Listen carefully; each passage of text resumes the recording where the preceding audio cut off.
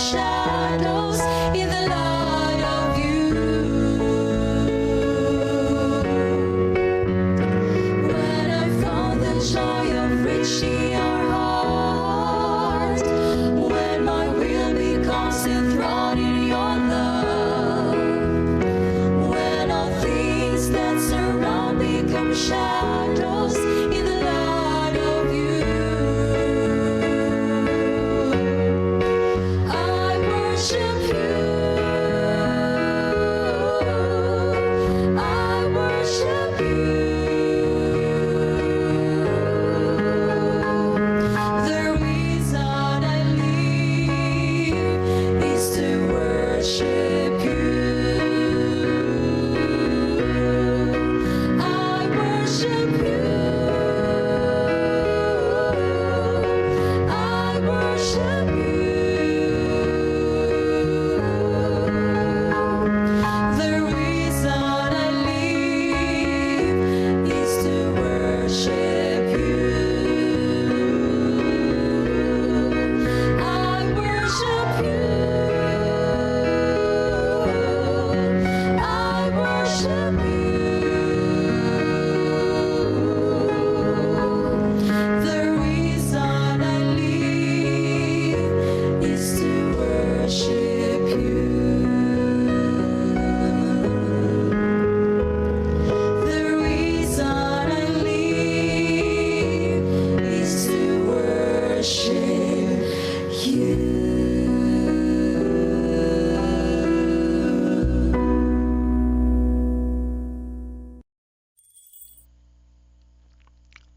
Yan. Good morning po sa atin mga kapatid. Happy God first morning po sa lahat. Ba, nasan yung aking... Ano nangyari? Ayun, ang late ano. Ayan.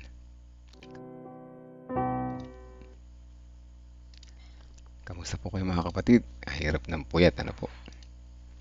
Ilang gabi na akong puyat ah. Alas 9 na ako nakakauwi pero okay lang ano. Yan ay konting sakripisyo para sa gawain. And good morning sa lahat na nandiyan sa live ngayon. Sister Janet Gadmaitan, good morning po sa inyo. Sister Sweetie, at saka kay Hana, good morning po sa inyo. No? Nanay Nerissa, Ate Lorna, Ate Revi, good morning po. Mamaya ulit. Sister Vicky, Sister Belinda Salvania, Sister Nympha, and Ate Sally Sanchez. Tingnan natin yung ating mga... Tingnan natin, makinig tayo ng mga reflection, ano, mga kanilang mga natutunan sa mga previous lessons ng kahapon. Mamaya, iba na naman yung lesson natin, bago na naman. Pakinggan natin mabuti at tayo matuto, ano po. At pagkatapos matuto, dapat i-apply din, ano. Tama yun, dapat natin i-apply yung ating natututunan. Mandate ng NEM.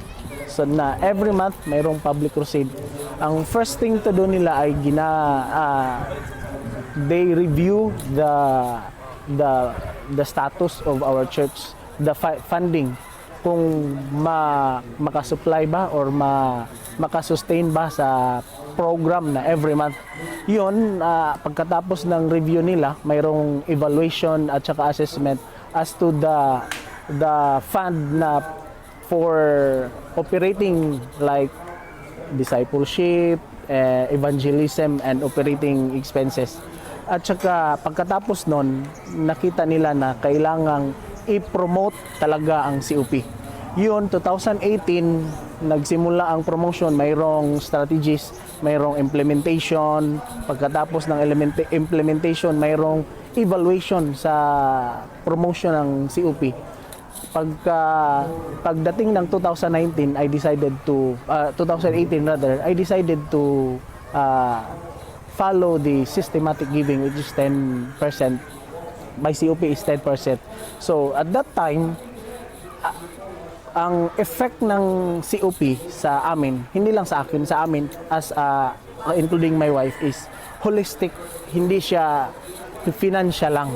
So, number one, sa career. Then, ang spiritual aspect namin, amin nakita na mas lalong lumalapit kami sa Panginoon. Pagkatapos, dito naman sa relationship sa aking wife, tsaka relationship namin sa inside the church. Kung ating titingnan, holistic siya. Hindi lang siya na gumagawa kami ng COP kasi gusto naming tumaas ang aming income. No, holistic siya talaga. Sa health din. So lahat ng aspect talagang holistic ang effect ng COP.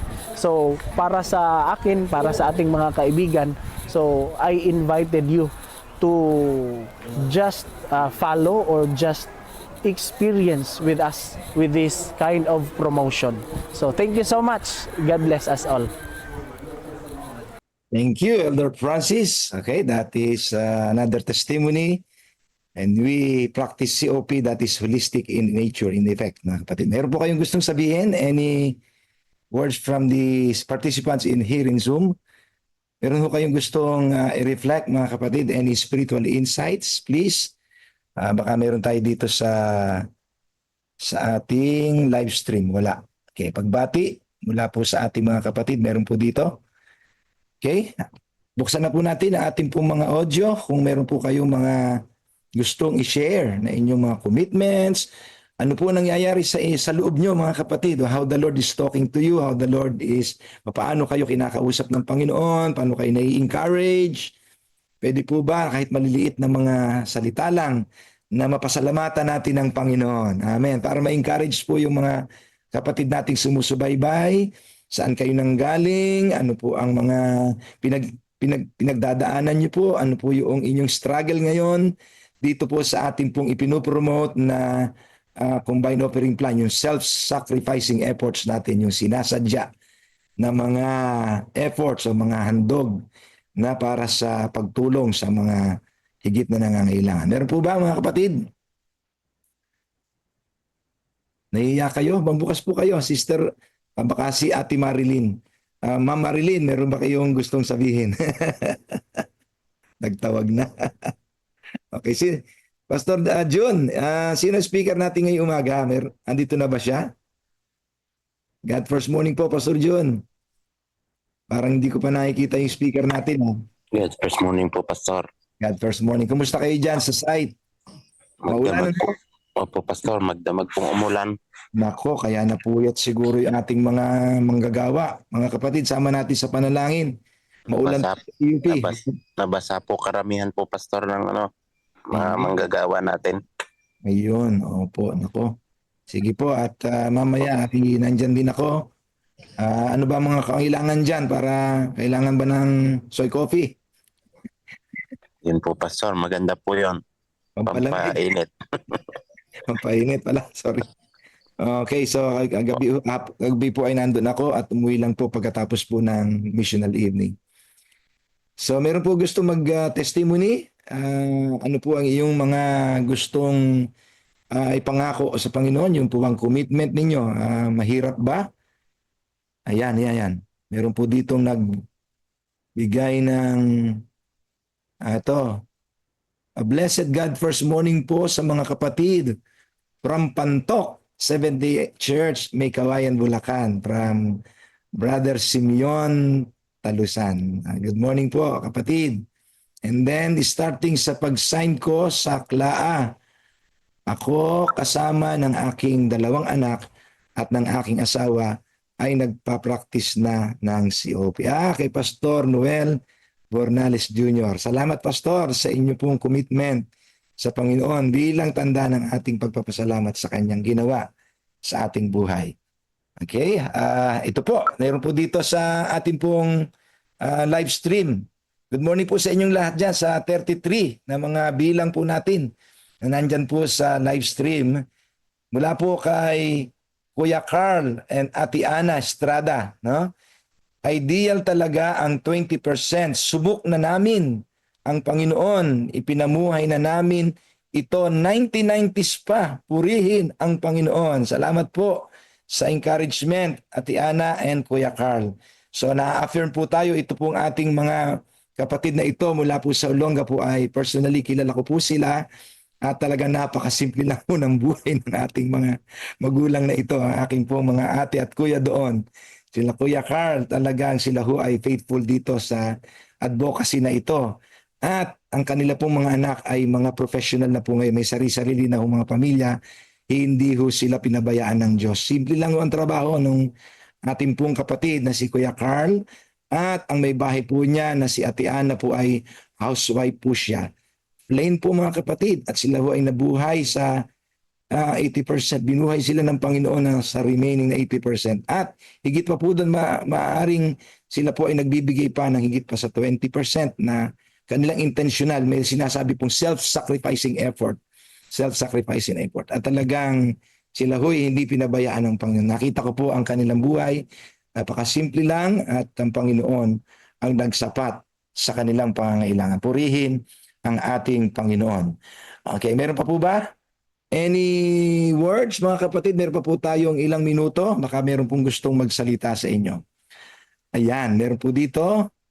Ang happiness, ang sabi po dito ni Ma'am Marilyn Dasoy. Yes po, Pastor. I'm planning po na subukin na po ang sarili ko sa combined offering plan po, na i-upgrade po dahil di naman po kailangang subukin ang Panginoon dahil subok na po ang Diyos. Amen. Salamat po, Ma'am Marilyn, sa inyong commitment. Pagpalain ng Diyos ang inyo pong commitment. Ang happiness, sabi po ni Sister Net Lazaro, si Ate Nits, ang happiness ko ngayon ay hindi na sa masasayang panahon, kundi sa masasayang pakikisangkot sa gawain, mas lalo ngayong habang patuloy na pagkilala ko sa love of God. Amen, mga kapatid. Salamat po, Ate Nits, sa iyong testimony uli. Mga kapatid, Jesus is coming soon.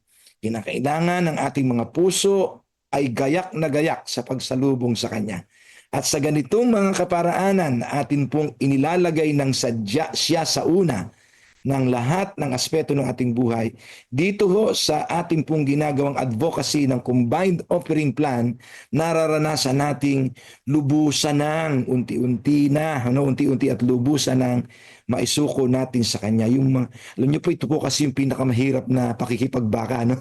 Yung ibigay mo yung bahagi ng sarili mo. Kaya nga po mga kapatid, yung bahagi, malaking bahagi po nito yung pong financial talaga mga kapatid. No, hirap po talaga itong paglabanan, kaya dapat ay ito po ang kauna-unahan nating mapag-aralan, no? Lalo na kasi ito po ay tungkol na sa kabuhayan no? So tungkol na po ito sa kabuhayan. Katulad po nung babaeng balo, mahirap lang po siya pero ibinigay po niya yung kanyang kabuhayan. Livelihood ang sabi ho ng Biblia. Yung babaeng ito na balo ay binigay niya ang kanyang kabuhayan. Ibig sabihin, yung mismong buhay niya. Dahil doon po siya kakain sa dalawang kusing na yon, ibinigay pa niya sa Panginoon. Yun po yung tunay na diwa ng pagsusuko ng lahat sa Panginoon. So, alam niyo po, ito pong financial na ito po ay masasabi natin sa stewardship na money is life. Money is life. Bakit po mga kapatid? Pag ibinigay niyo po ito po yung bahagi ng inyong buhay. Kasi pinagpaguran niyo po ito. Ano po? Pinagpaguran, pinag-ubusan ng panahon, yung the same component ng buhay, meron pong the same component ang salapi. Okay?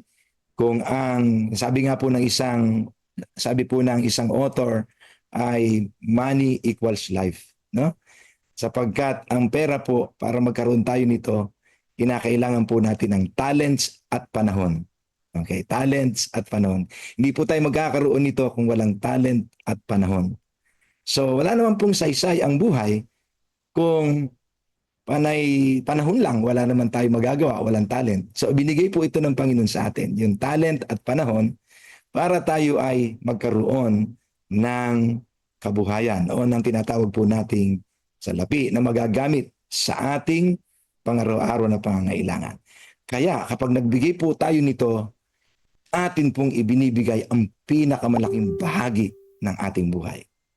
See that, mga kapatid?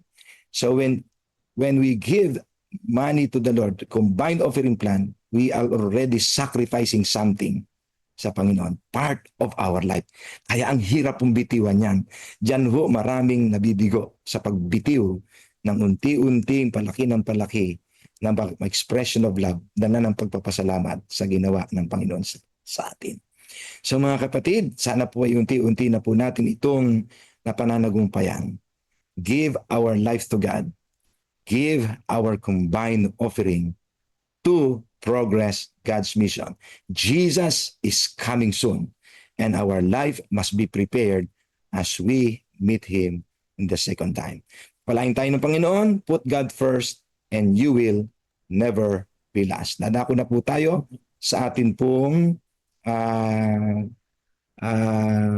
God First Morning proper. Pastor Laudi, nandiyan po ba kayo? Sino po speaker natin ngayon? Pastor Laudi? Bukas na kaya siya. Nandiyan na po yung speaker natin? Pastor Lodi po ang speaker po. Ay, sige po. Salamat Pastor Laudi at nandyan po pala siya. Sige po, tayo po ay magsisimula na sa atin pong God First Morning. Wait.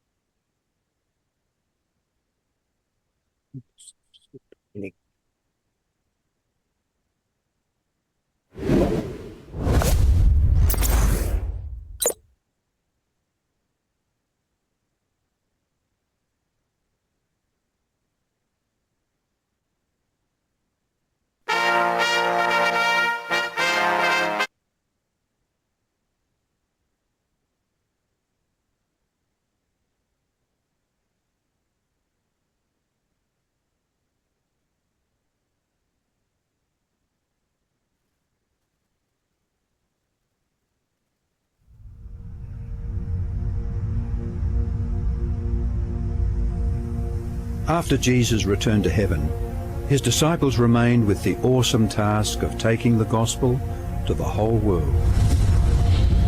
Filled with the Holy Spirit, these men and women proclaimed the message they had received with boldness and power, reaching out to all corners of the then known world.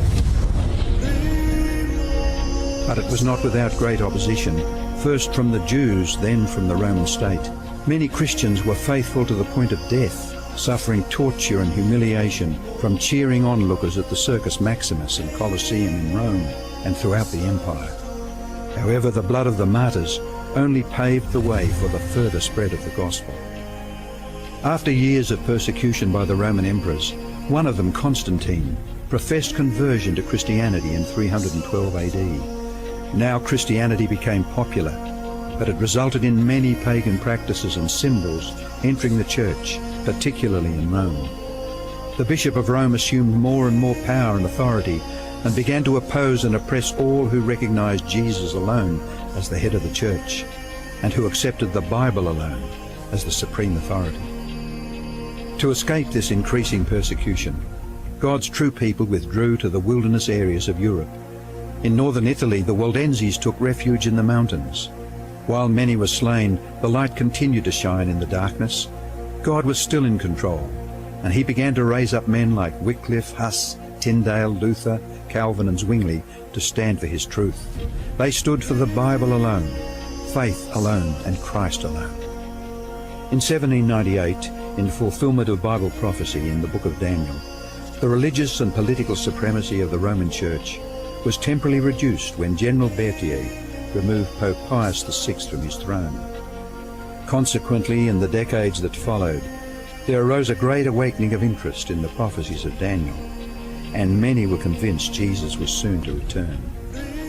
In the United States, the Baptist preacher William Miller was joined by hundreds of other preachers in their expectation of the return of Jesus in 1844. However, when Christ did not return in 1844, further Bible study led a small group to discover that Christ's ministry in the heavenly sanctuary was an explanation for their great disappointment. They discovered that the Bible taught that the seventh day was the Sabbath that Jesus had set aside for his people. Slowly they came to understand that their mission was to preach the three angels' messages of Revelation 14. Their goal as Seventh-day Adventists was to preach with power the everlasting gospel and to prepare the world for Christ's return. More than 160 years have now passed. Years that have brought 2 world wars, numerous military campaigns, financial depressions, the rise of atheism and secularism, as well as a booming world population, with natural disasters increasing in frequency and intensity. Today, the Church's mission and message is more relevant and urgent than ever in its history. Jesus is coming soon, and the world must be warned. Prepare to meet your God.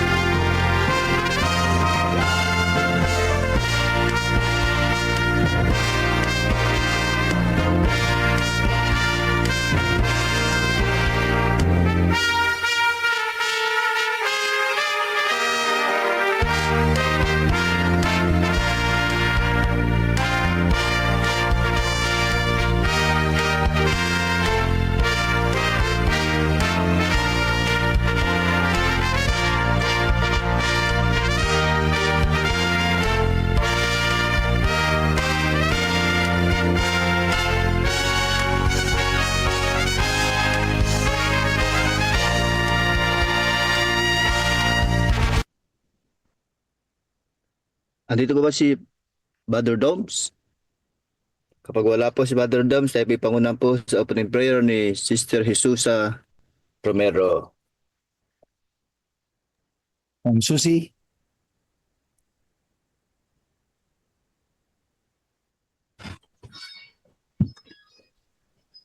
Tayo po'y manalangin.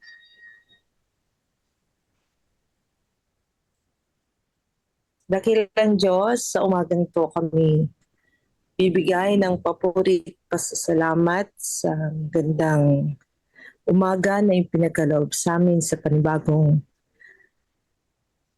araw na ito at una ka po naming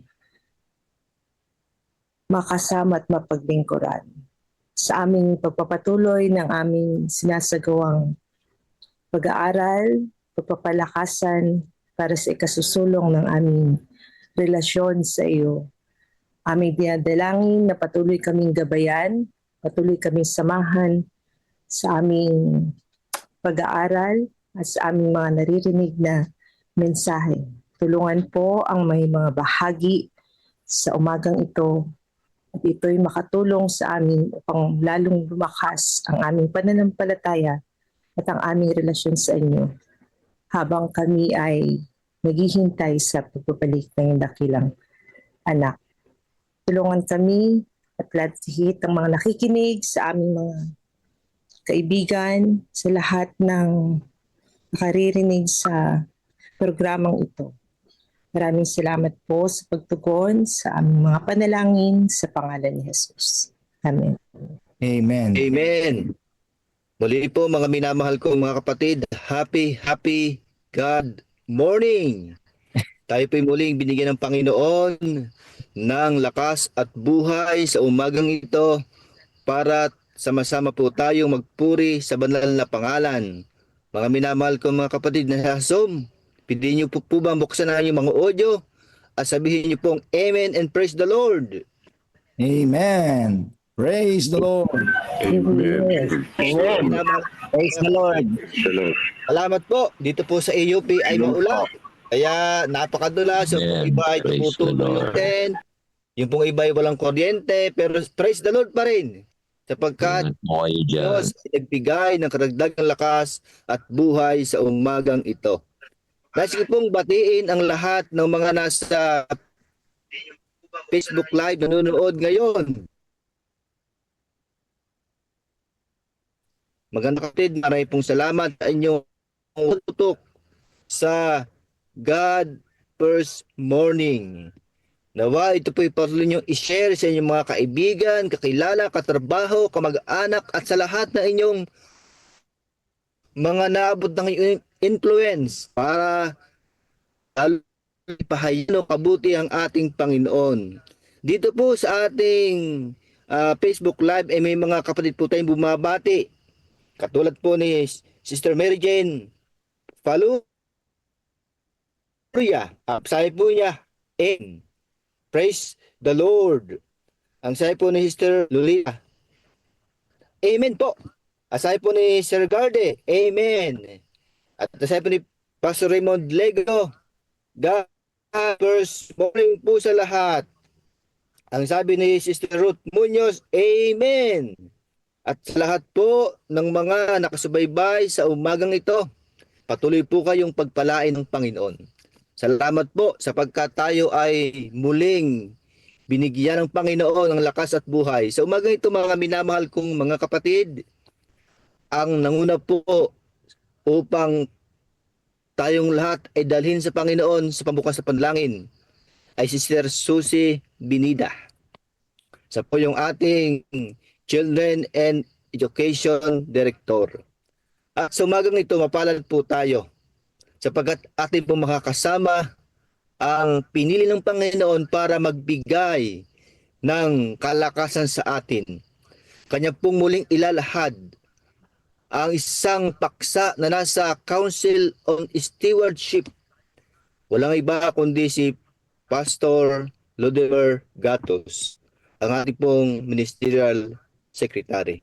Mga minamahal kong mga kapatid, inyo po itong i-share ang programang ito para lalo po tayong dumami. Tayo po ngayon nasa Facebook Live.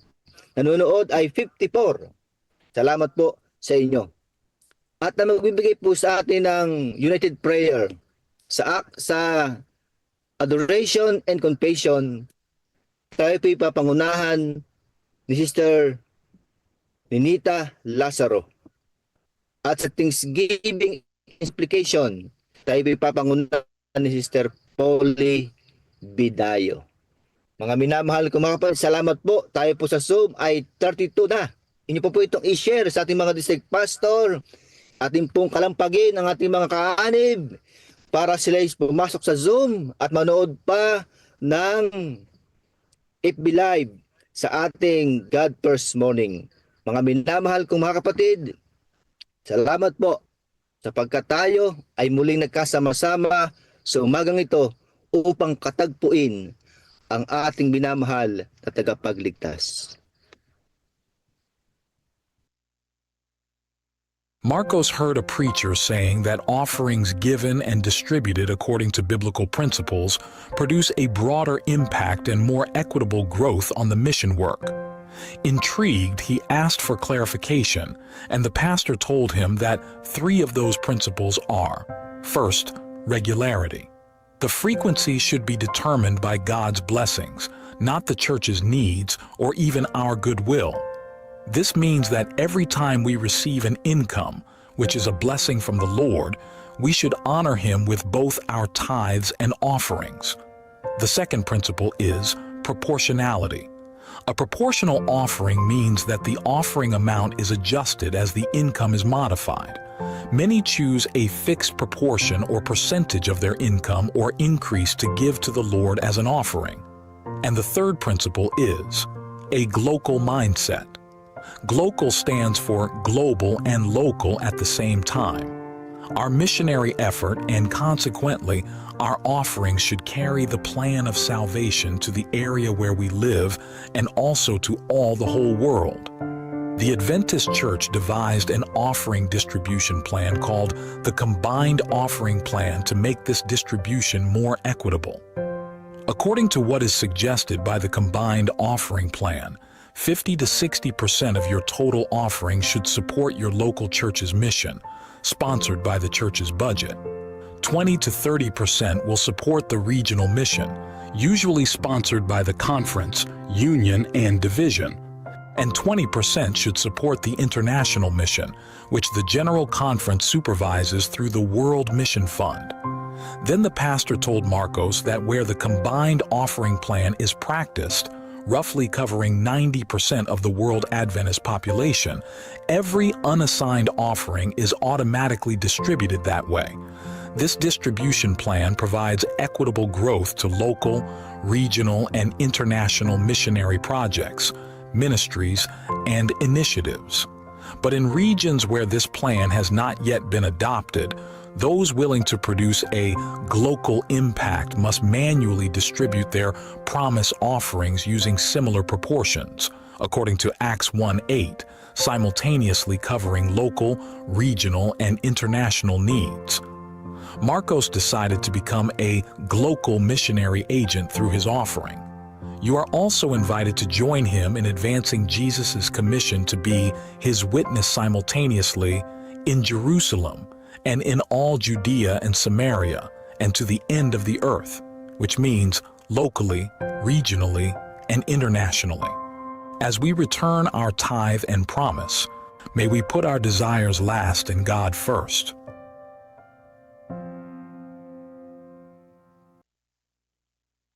Mr. Baldi?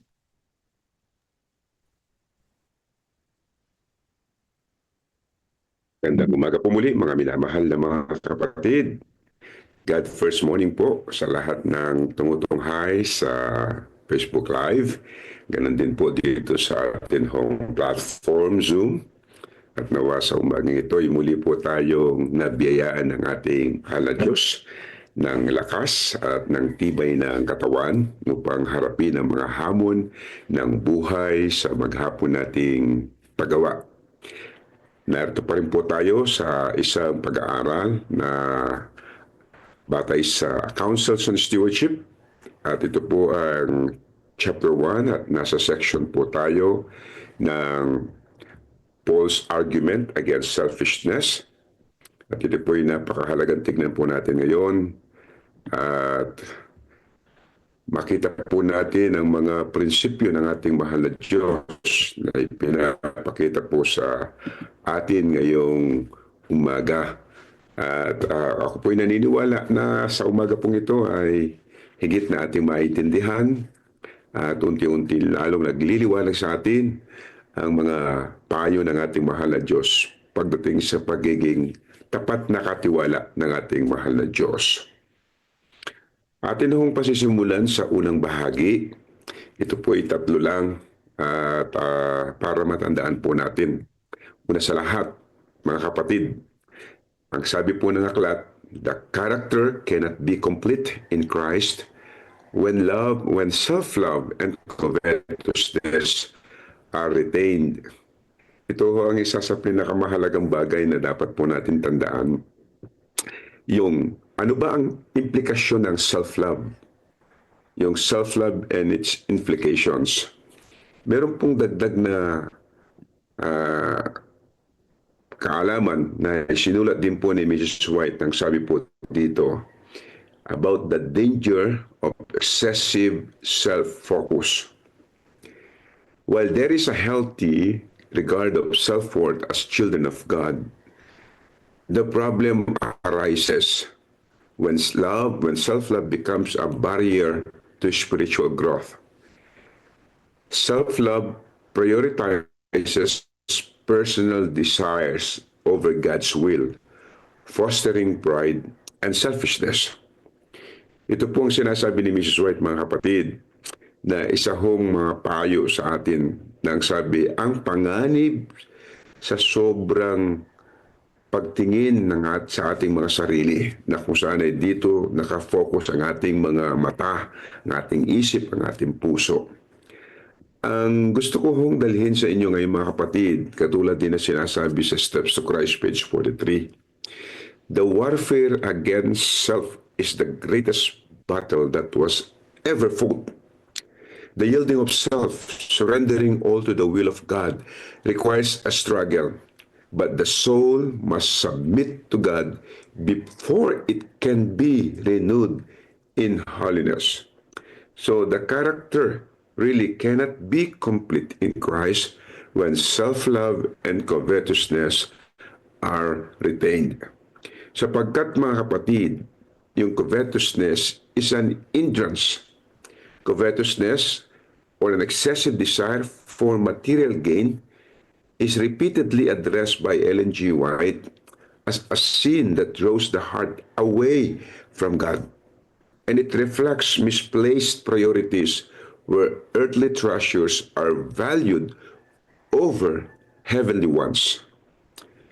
Kaya nga ang sabi po sa Christ Object Lessons, page 261, covetousness, which is idolatry, must not be tolerated for a moment.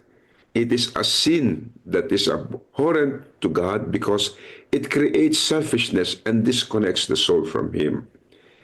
Ito po ang nagpapahiwalay sa atin mula sa Diyos. Kapatid. So, dito, mga kapatid, ang covetousness is direct idolatry because it takes the God in one's heart. Kaya po ito, mga kapatid, ay nauugnay sa Diyos-Diyos, kaya yung espiritu na naiiba ang ating pinag-uukulan ng panahon kasi inaagaw ang ating puso, mga kapatid, sa atin hong pakikipag-ugnayan sa ating Panginoon. Maging si Ellen G. White po, mga kapatid, ay naniniwala na ang ganoong mga pagnanasa ay sumisira ng pananampalataya. At ito, mga kapatid, ay nagiging balakid sa abilidad ng individual para makapag-develop siya ng isang makadiyos na pag-uugali. Okay? Yung pagiging mapagpakumbaba at pagmamahal sa iba ay nahadlangan kapag nagpapatuloy, mga kapatid, ang pagiging covetous, mga kapatid. Kasi ito po ay directly linked to idolatry. Kaya ang panawagan, mga kapatid, ay yung Christ-like completeness, mga kapatid. Si Ellen G. White ay pinupunto niya dito ang buhay ng ating Panginoong Kristo. Ang siyang pinakasukdulang halimbawa ng tinatawag na pagtanggi sa ating sarili. At sabihin po nito, mga kapatid, to be complete in Christ means that every aspect of selfish desires, self-glory, and greed must be given up. Dapat may suko talaga. Yung bang katulad ng nakikita ninyo sa larawan ng aking background, na susuko talaga ang ating mga sarili sa Panginoon. Yung ating mga sariling pagnanasa, makasariling ating mga pagnanais sa buhay. At ito po tinatawag na this completeness is achieved only when Christ dwells in the selfishness with love for God.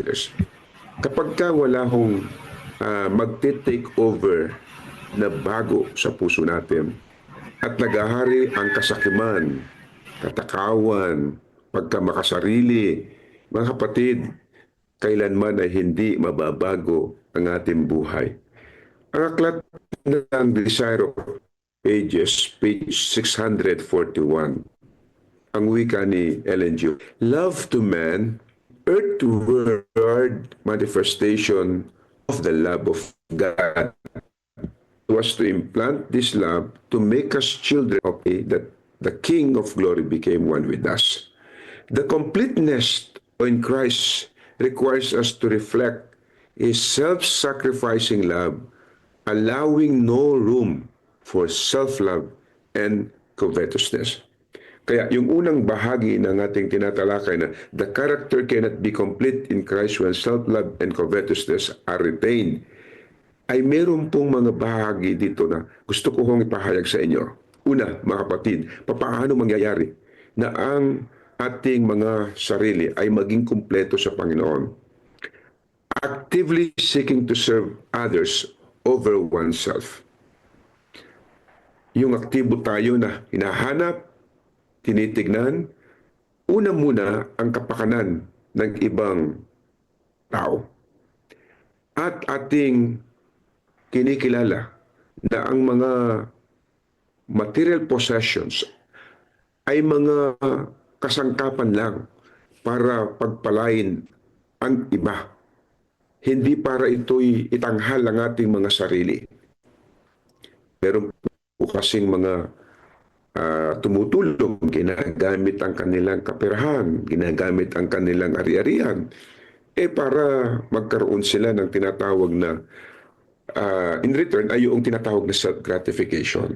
Ikatlo, mga kapatid, trusting God to provide rather than hoarding wealth of insecurity. Pagtitiwala sa Diyos, mga kapatid, para siya ang maglaan ng lahat ng bagay ng ating pangailangan. At ang isa pa po, mga kapatid, surrendering all aspects of one's life to God, allowing Him to refine the character. Ang pagsuko sa lahat ng aspeto ng ating buhay sa Diyos ay pinapahintulutan siya na hubugin ang ating mga pag-uugali. So mga kapatid, the message is clear that self and covetousness are incompatible with the character of Christ. To achieve completeness, the believer must surrender herself, knowing God's love to transform the heart.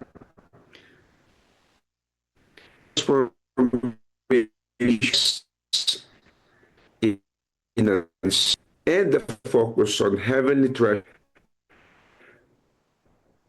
Ito mga kapatid, sa puso, sa isip natin, ito hong buhay natin. Kung bakit tayo nagiging generous, kung bakit tayo mapagbigay, kung bakit consistent tayo at nagiging constant ito sa buhay natin.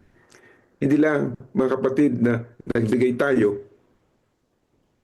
may posibilidad na dahil lang sa gusto natin maparangalan ng ating mga sarili, kundi ito'y kapahayagan ng ating unselfish service, pagpapakumbaba, at ang pag-focus sa mga heavenly treasures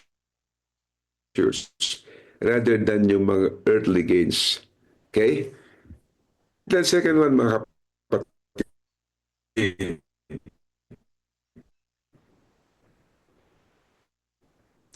it is the love of Christ in their hearts will lead them, mga kapatid, kahit na ngayong mga bahalo, na tignan ang kalagayan ng mga kapatid sa iglesia, pagmamahal. At dito, mga kapatid, ang pagmamahal, mga kapatid, is siyang pundasyon ng ating pananampalataya. And even in the Bible, John 3:16, na kinalakihan na natin, laging naririnig. Pero mga kapatid, gusto kong maintindihan din natin na it is that love of Christ that demonstrated on the cross was selfless and sacrificial.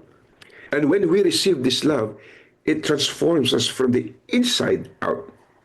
Kaya maraming mga Bible text mga kapatid. Sa 2 Corinthians chapter 5 verse 7, ang sabi dito, kapag tinanggap natin ang pagmamahal mga kapatid ni Kristo, ito'y nagbabago ng ating buhay mula doon sa loob patungo sa labas. Ibig sabihin, pag nabago ang puso, magmamanifest mga kapatid ang pagiging generous natin, ang pagiging supportive natin sa gawain ng Panginoon. Because true love is evidence of discipleship. Ang tunay na pag-ibig, mga kapatid, ay ebidensya ng pagiging alagad. Because Jesus himself declared, "By this everyone will know you are my disciples." So, ibig sabihin, if we love Christ, we cannot help but love His people. Sapagkat alam natin na the necessity of helping our brethren, it's just reflect the church is one body. And Paul reminds us in 1 Corinthians chapter 12, verse 26, if one part suffers, every part suffers with it. Di ba, may kasabihan po tayo mga kapatid, ang sakit ng kalingkingan ay sakit ng buong katawan. Subukan nga po ninyo mga kapatid na tubuhan ng ingrown. Balit lang po yung ingrown. Nandoon sa daliri natin, isa sa daliri natin sa paa. Pero pagka nagkaroon tayo ng ingrown mga kapatid, ay naku, hindi tayo magkakatulog. Lalo na pag nasagi pa ito kahit konti lang, nadarama yung sakit mga kapatid. At ito ay pinapakita ni Pablo mga kapatid sa 1 Corinthians 12:26. If one part suffers, every part suffers with it. Because as member of one body, we share joy and burdens, helping others in their need. Helping others in their need is not charity, it's family responsibility. And so James tells us that faith without works is dead. James 2:17. And so love is shown in meeting practical needs. Feeding the hungry, clothing the naked, comforting the sorrowful, and offering encouragement, mga kapatid. So hindi lamang po yung sapat na nakapagbigay tayo ng kapo. Ang 10% natin, ibigay natin, 30% na ibigay natin. Bahagi pa rin po ng ating pagiging generous ay tignan ang kapakanan ng mga kapatid. Tignan ang kapakanan ng mga taong less fortunate individual society. Kaya mahalaga po yung bukod sa ito'y inilalagay natin sa ating mga pananalapi, meron tayong budget or funds to help the needy. Because we reflect Christ when we help others. We reflect Christ's character when we help others. Mga kapatid, number 3, the spirit of liberality is the spirit of heaven. The spirit of selfishness is the spirit of Satan. Madalas po nating naririnig ito sa ating mahal na Pangulo, kay Pastor Jerry Estabilio. Maraming beses sa serye, sa unang mga bahagi ng atin pong God First Morning, madalas po natin yung marinig at makita sa screen. The spirit of liberality is the spirit of heaven. The spirit of selfishness is the spirit of Satan. Mga kapatid, ang sabi po sa John 3:16, for God so loved the world that He gave His only begotten Son, that whosoever believeth in Him should not perish but have everlasting life. Una nasa drawing board na ng Panginoon, actually. In the event ng tao ay mahulog sa pagkakasala, it was a plan that God will send His only begotten Son. Sa 2 Corinthians, madalas din po natin marinig ang Bible text na ito, 9:7. Each of you should give what you have decided in your heart to give, not reluctantly or under compulsion, for God's love was cheerful giver. Sa James 3:16, ganito naman po mga kapatid.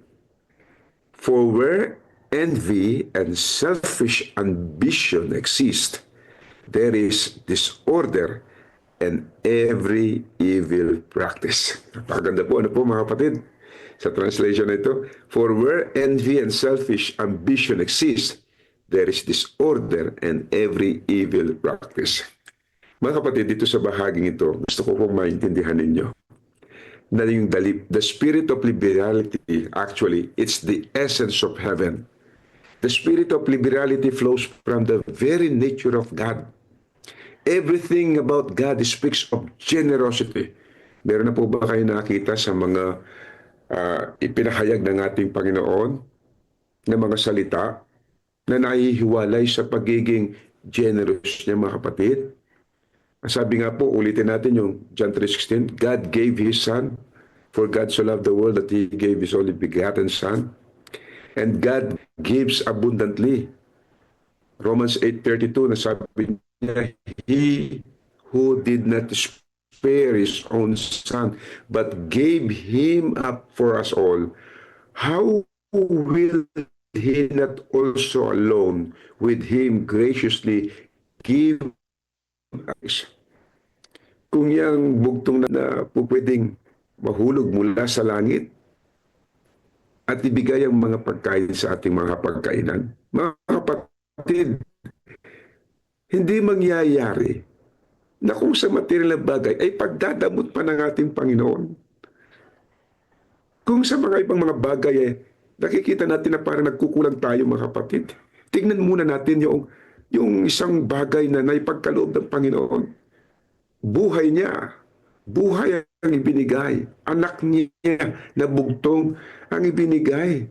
Hindi pa ba maipagkakaloob sa atin yung kung kailangan lang naman natin pagkain sa ating hapagkainan?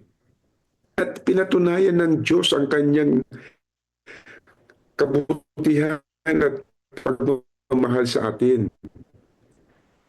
Not only sending Jesus Christ as His, at marami pang mga bagay ang ipinakita na ipinakita niya sa buhay ng mga naunang mga mananampalataya at sa panahon ng mga tao'y ginagamit ng Panginoon. Nakita naman ninyo ang pagpapakain niya ng 5,000 na hindi kasama babae at mga bata. Pinakain niya sa 2 isda, 5 tinapay. Hindi ba't may pagkakaloob ang mga bagay na sa ngayon ay ating mga pangangailangan, mga kapatid? Kaya the very nature of God, mga kapatid, ay laging may kinalaman sa pagiging mapagbigay. The spirit of liberality versus the spirit of selfishness, mga kapatid, ito'y dapat nating maintindihan at makita. Itong dalawang puwersang ito are not just attitudes or habits. Tandaan po ninyo, mga kapatid.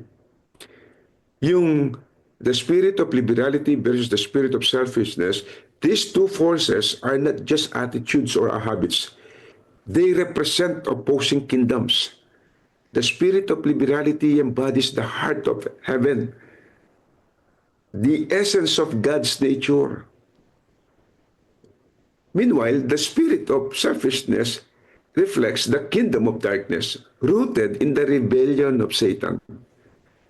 So the question before us this morning is just as simple as this. Which spirit governs your life? Yan. Anong espiritu ang naghahari sa buhay ninyo? O nagmamayari ng buhay ninyo? Is it the spirit of heaven or it's the spirit of darkness or the kingdom of darkness? Are we walking in the freedom and joy of liberality? Or are we enslaved by the narrowness of selfishness? Kaya mga kapatid, always remember, the spirit of liberality is the spirit of heaven. The spirit of selfishness is the spirit of Satan. Diba mga kapatid, bulay-bulay natin sa umagang ito ang ating pong pag-aaral. Anong gila ang kaloob ng ating Diyos sa tao? At kung paano, mga kapatid, ang tao, mga kapatid, ay lumalakad na kasama ang Diyos na magpapatuloy sa kanya pong pagiging liberal. With a liberality that can never be exceeded, He gave, that He might save the rebellious sons of men and bring them to see His purpose and discern His love. Will you, by your gifts and offerings, show that you think nothing too good for Him who gave His only begotten Son. Mga kapatid, ang katotohanan, kahit na tayo ay pinakasukdulang liberal tayo, hindi naman natin maihigitan ng pagiging liberal ng ating Panginoon Diyos. Pero yun mga kapatid, ang pagiging liberal natin ay magpapahayag ng papaano binago ng Diyos sa ating buhay para nang sa ganun mga kapatid, may pahayag sa buong sanlibutan that the Spirit of Heaven, which is liberality, ang siyang pinamumuhay natin at nagpapahayag lang na ang ugali, the very nature of God, ang siya nag-transform sa buhay natin kung bakit ganito ang ating nararanasan sa Kanya. Pagpalain po tayo ng ating mahal na Diyos, mga kapatid. Ulitin natin, the character cannot be complete in Christ when self-love and covetousness are retained. It is the love of Christ in their hearts who would lead them to help their brethren in their necessities. And the spirit of liberality is the spirit of heaven. The spirit of selfishness is the spirit of Satan. Ay ang ating mahal na Diyos ngayong umagang ito. Maraming pong salamat, Pastor Gatos. Amen. Now we now proceed to our united prayer. Amen mga kapatid. At salamat sa Panginoon. At ating muling napakinggan ng magandang lesson sa umaga na ito. Ano po? Teka lang. At bago tayo manalangin, ating muling reviewin po. Ating muling reviewin ang ating mga natutunan sa umaga na ito. Ang title ng ating lesson ay Paul's Argument Against Selfishness. May argument si Apostol Paul against covetousness. Sabi dito 3 puntos lang yung kanyang diniscuss.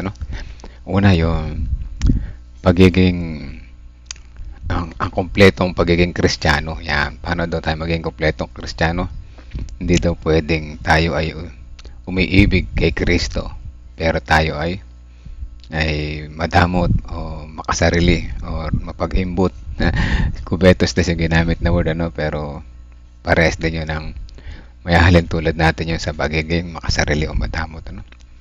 So hindi tayo, para tayo maging kumpletong, matawag na isang kumpletong Kristiyano, dapat ay tayo maging mapagbigay. Ayan, naliwanag ng dinerecha dito na kailangan niyang maging mapagbigay at isang tabi ang kanyang sariling interes. Ayan, para sa kapakanan ng iba.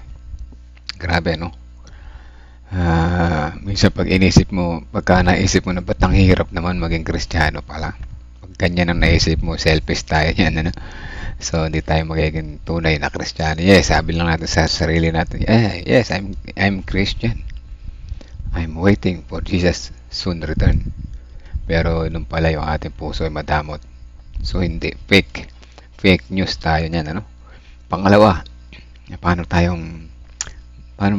natin maiiwasan yung pagiging madamot? Ay nagbigay ng halimbawa si Jesus Christ, na si Jesus ay isang naging mapagbigay nung sinandito pa sa lupa para maging example natin. Lahat ng bagay ay makikita natin mapagbigay siya. Ayun, isa nga ni Pastor Gatos lahat ng kanyang mga ginawa na maging mapagbigay. At tandaan natin, ito ay hindi isang utos. Hindi pala isang utos na maging mapagbigay ka. Ito ay isang paanyaya. Ginamit dito ang term, isang paanyaya upang ipakita ang tunay na pagmamahal kay Kristo, kasi yung utos ibigin mo si Kristo So ay isang paanyaya paano ka magiging mapagmahal. Dapat ka mapagbigay. Ayan, tandaan natin, mapagbigay, makasarili, hindi pwedeng magkasama. At pangatlong puntos, yun daw pagkakaiba ng mapagbigay at makasarili. Pinaghiwalay nila ito, Sabi dito, ang pagiging mapagbigay ay bukas palad at handang magbigay. Ayun, pag tayo bukas palad at handang magbigay, tayo ay mapagbigay. At yun daw madamot ay kabaligtaran.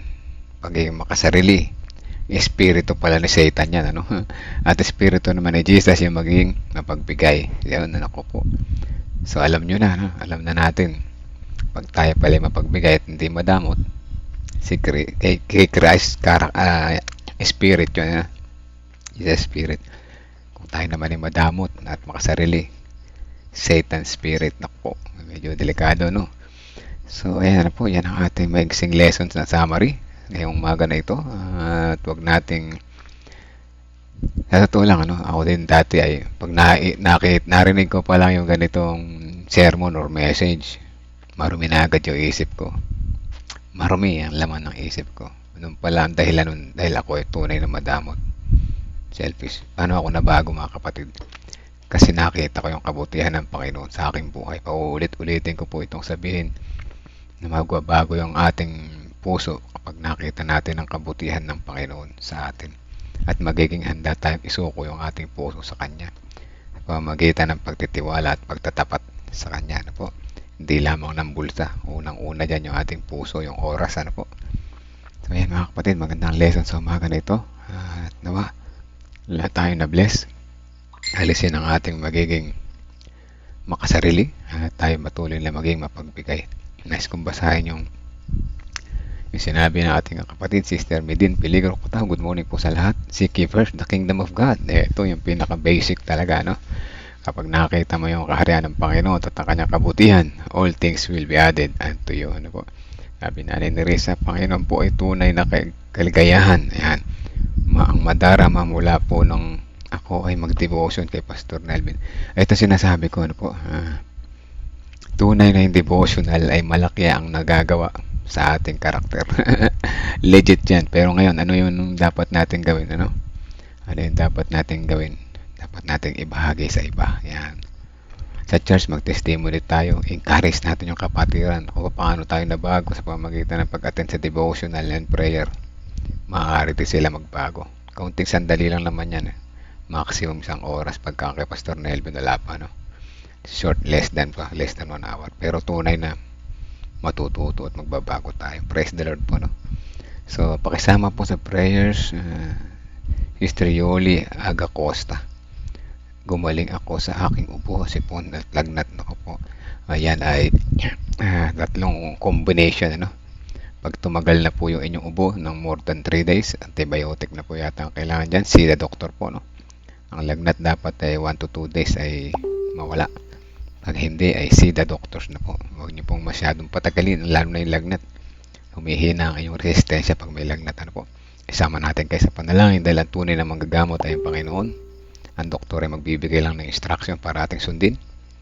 Pero ang Panginoon ang papagaling, ano? Kaya dapat more rest, more sleep, ano? More vitamin C sa pamamagitan ng fruits. At kakain po kayo at iinom ng tubig. Magpaaraw kung kaya magpaaraw, ano po? Makakatulong po yan sa pagpapagaling. Yung aso nga nagpapaaraw, ano? Yung mga maarawan dyan, ano? Magbago na tayo. Yung aso nga nagpapaaraw kasi na yung aso nyo na nakakawala. Pag may araw na po bilad yan, higa.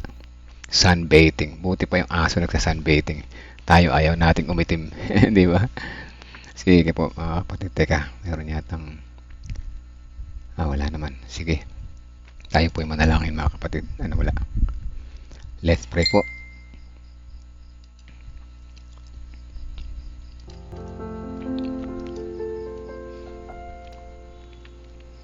Amang banal, makapangyarihan sa lahat. Sa umaga nito, patuloy po aming pasalamat sa inyo na muli nyo kaming ginising sa aming pagkakatulog. Muli nyo kaming binigyan ng pagkakataon na makapakinig ng lesson sa inyo. Salamat sa pagpapaalala po sa amin na ang pagiging kompletong, para kami matawag na kompletong Kristiyano, ay dapat na ang aming puso ay maging mapagbigay at hindi maramot. Salamat sa pagbubukas muli na aming isipan na ang aming halimbawa ay walang iba kundi aming Panginoong Jesucristo, kung saan 100% na siya naging mapagbigay. Inuna niya ang kapakanan ng iba namin bilang mga makasalanan ay kanya inuna. Pati nga kanyang buhay ay kanyang buong buhay na ibinigay. O dakilang Diyos, kami po hihingi ng kapatawaran sa aming pagiging mahina, makasalanan, madamot, makasarili.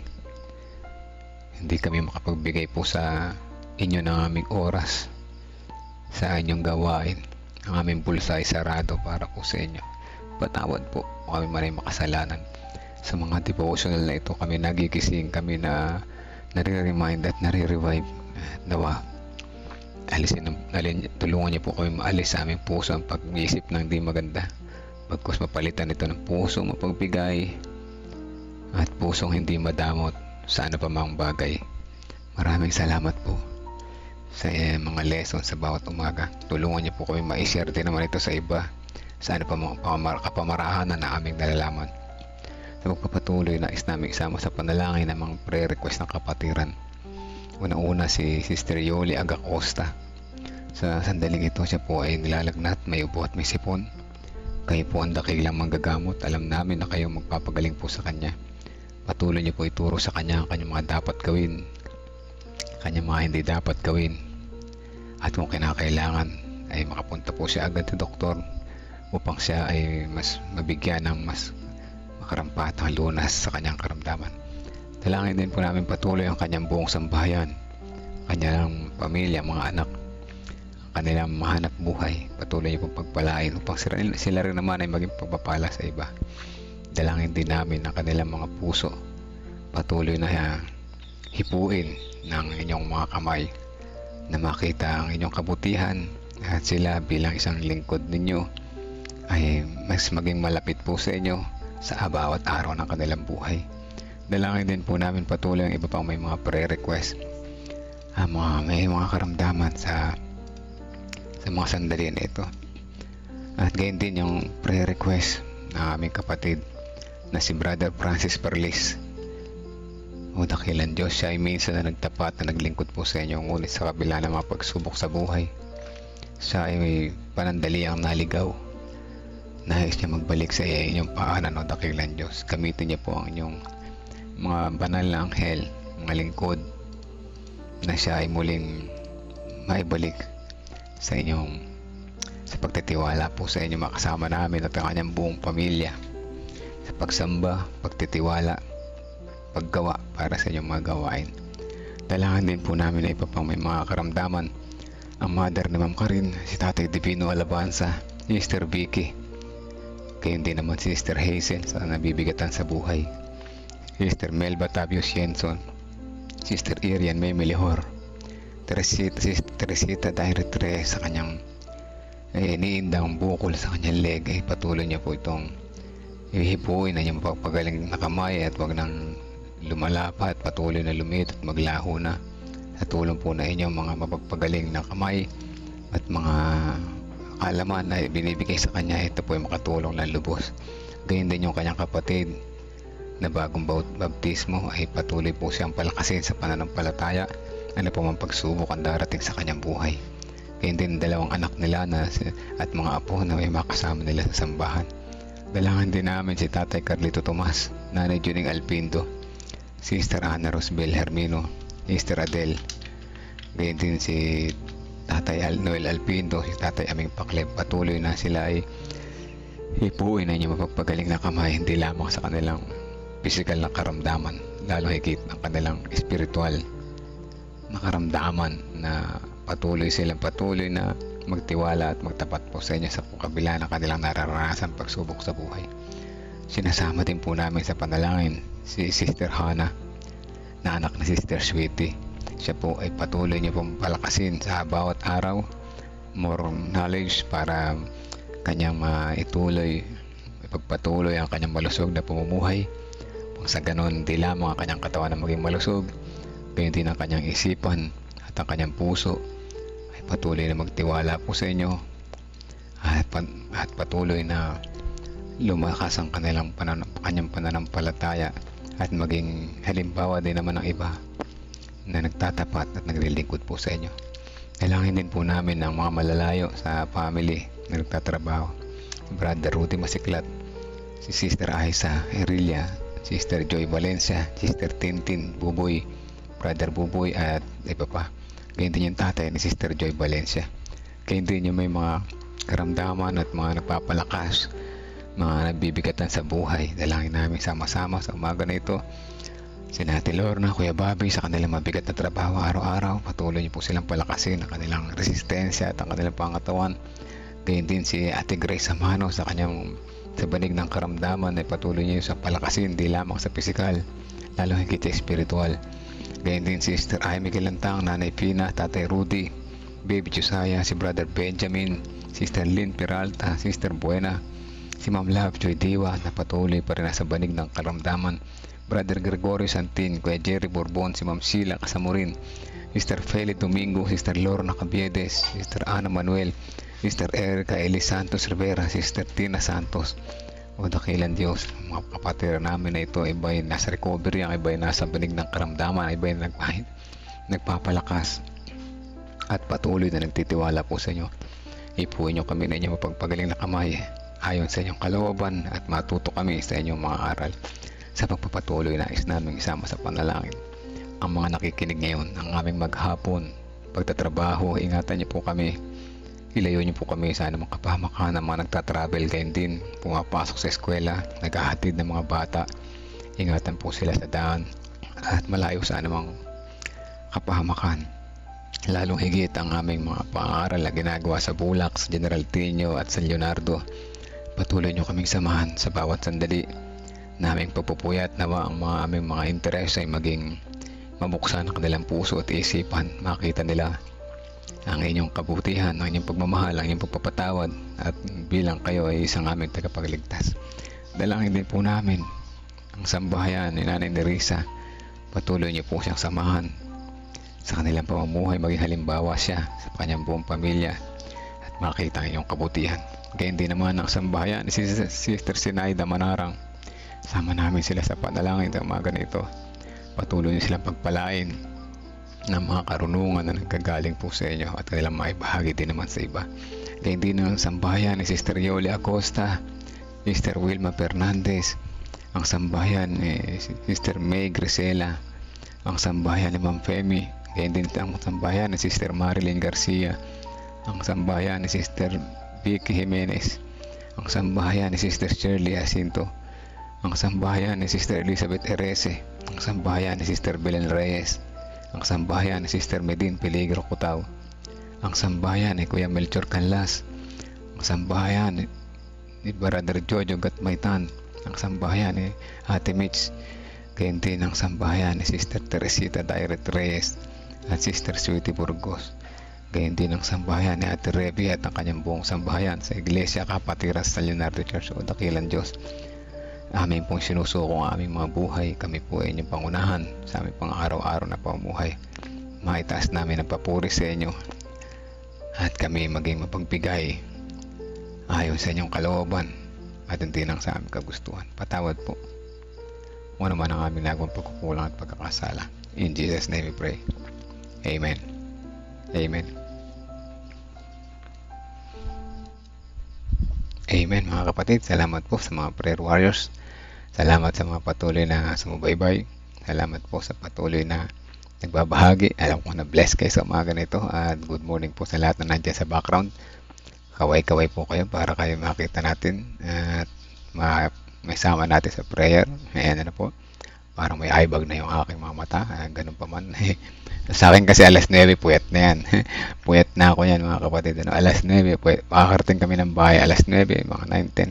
Puyat na ako yan. Tulog na agad. Kising na naman alas 3, ano po, 3:30. Saninim body clock ko na mga gumigising 3 to 3:30, no? Dapat alas 7, 7:30 tulog na. Ayan, Ate Revi, ano po? Hindi kita nakalimutan, Ate Revi, ha? Di ba? Sige po. Mamaya ulit kita-kita tayo dyan, mga taga San Leonardo. Ayan. At patuloy tayong ma-revive. Yung alam niyo yung crusade revival na rin yan ng mga kapatiran, eh. Kaya encourage natin yung kapatiran. Matin tayo. Sayang naman yung message na maririnig natin para sa kanila at para din naman sa atin yan. God bless po sa atin lahat. Salamat din po Sister Yoli sa pakikinig. Bukas po, balik po kayo. In-invite kayo ni Jesus. Ano po, hindi ako. Pinasabi lang sa akin ni Jesus. Sabi niya, balik daw po kayo. Bakit? Para daw lalo kayo ma-remind at ma-revive sapagkat tayo makakalimutin. Tayo nakakatulog paminsan-minsan, ano. Kaya din po si Sister Belen Reyes, invited din po kayo bumalik bukas. Hindi ako nag-invite. Hindi ko kayo invite, hindi ko makikilala eh. Pero pinasasabi sa akin ni Jesus, invited daw kayo ulit bukas dito. Di ba? Praise the Lord, ano po. Huwag niyo akong pasalamatan sa Panginoon ang ating papurihan sa umaga na ito. God bless po sa ating lahat mga kapatid.